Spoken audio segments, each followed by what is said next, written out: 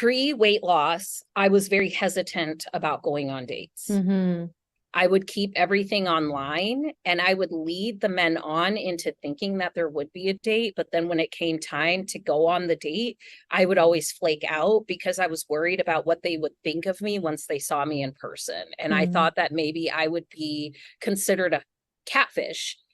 So dates were on the table, but a lot of the time I would just not go. I would flake out because I was scared to be seen.